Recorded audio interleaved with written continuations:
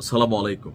একটা ভিডিও দেখাচ্ছি, বিশেষ করে ভিডিওটা সর্বোচ্চ শেয়ার করবেন যেন আইন শৃঙ্খলা বাহিনীর চোখে পড়ে এবং কি আমরা মেকশিওর হতে পারি এই ছেলেটাই আসলে সে ফয়সাল, যাকে হাদির শুটার বলা হতো। তো আপনাদের সামনে ফয়সালের একটা ভিডিও স্টেটমেন্ট নিয়ে আসছি। আসলে সে যদি ফয়সাল হয় তাহলে বিষয়টা প্রশ্নবোধক যে আসলে হাদিকে কারা শেষ করেছে। দুবাইয়ে এই মুহূর্তে অবস্থান করছে হাদির শুটার ফয়সাল। তার মুখ থেকে সামান্য বক্তব্য শুনবো, বাকিটা পরে বলছি।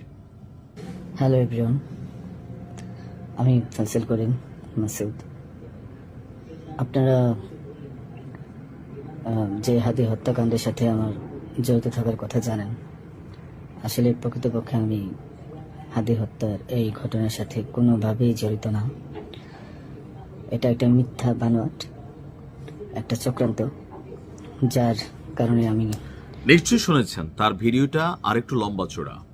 এখন এই ছেলে কি আদৌ হাদিকে শুট করা, যে ফয়সালকে নিয়ে পুলিশ খুঁজছে বা এত আলোচনা হচ্ছে, এই ছেলেটাকে আসলে ওই ছেলে? যদি হয়ে থাকে এই ভিডিওটাকে এআই জেনারেটেড নাকি প্রকৃত? কারণ অনেক সময় এআই এর কবলে আমরা বাংলাদেশ পড়ে গেছি। গতকালকে বেগম খালেদা জিয়ার মৃত্যুর যে ভিডিও ভাইরাল হয়েছে, তারেক রহমানের, জুবাইদা রহমানের যে কান্নার ভিডিও ভাইরাল হয়েছে, 99% ভিডিওগুলো হচ্ছে মিথ্যা এআই কর্তৃক তৈরি করা। সো বোঝার কিন্তু অনেকটা কষ্টকর। আর হাদি ইস্যুটা এতটাই স্পর্শকাতর, সো এখানে এআই দিয়ে সুপার এডিটেড ভিডিও তৈরি করা যেতে পারে। তবে ভিডিওটার সত্যতা নিশ্চয় আইন শৃঙ্খলা বাহিনী বা যারা আছেন তারা দেখবেন।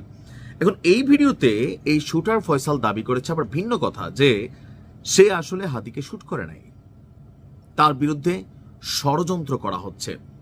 তার বক্তব্য হচ্ছে হাদির সাথে সে মিশতে পারছে কারণ সে একটা আইটি ফার্ম চালায়।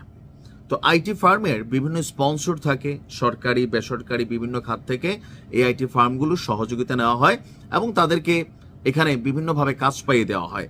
তো তার যে বক্তব্য, শহীদ উসমান হাদির সাথে তার পরিচয় হচ্ছে একটা পরিচিত চ্যানেলই হয়েছে, আর আইটি ফার্মে তার যে ফার্ম আছে সেই ফার্ম থেকে শহীদ হাদির যে রাজনৈতিক দল বা তার যে নির্বাচন, সেখানে তাকে তারা স্পন্সর করত, টাকা দিত।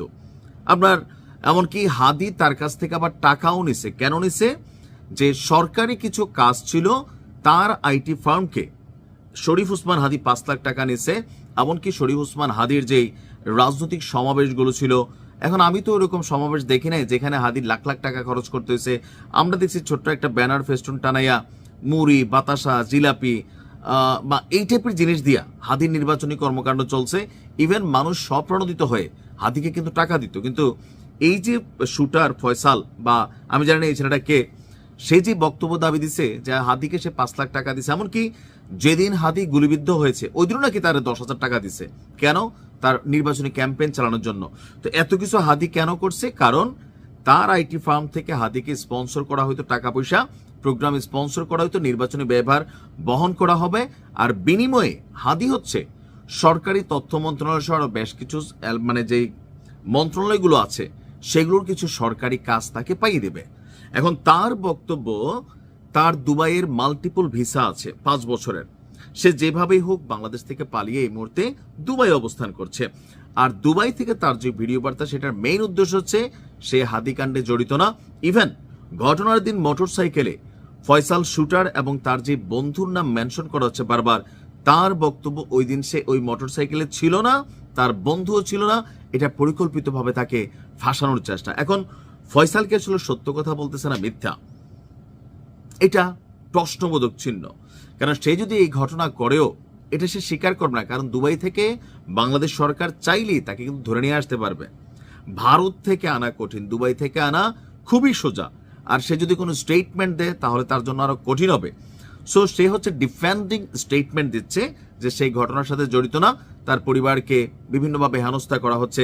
তো আমার কাছে মনে হয় দুবাইয়ে বাংলাদেশের যে অ্যাম্বাসি আছে, কারণ দুবাইয়ের মধ্যে বাংলাদেশের মতন লুকাইয়া আপনি আইডেন্টিটি মানে ইয়া করে যাইতে পারবেন না, যেহেতু তার একটা পাসপোর্ট আছে। আর সম্প্রতি সে দুবাই অনুপ্রবেশ করছে। সরকার চাইলে দুবাই সরকারের সহযোগিতা নিয়ে ফয়সালকে গ্রেপ্তার করতে পারে, অথবা ফয়সাল আনুষ্ঠানিকভাবে একটা স্টেটমেন্ট দিতে পারে। এই একটা ভিডিও দিছে, এটা সত্য মিথ্যা গ্যারান্টি যাচাই বাছাই আসলে কোনো কিছু কিন্তু করা সোজা না। বাট তারপরেও যেহেতু এই ভিডিওটা সামনে আসছে, যারা এই মামলাটা নিয়ে লড়াই করছেন, দেখভাল করছেন, যাচাই বাছাই করছেন, তাদের উচিত এটা নিয়ে একটু মাথা ঘামানো, আসলে কি হতে যাচ্ছে, কারণ মানুষের মধ্যে একটা বিভ্রান্তি ছড়িয়ে যাবে। ভালো থাকুন।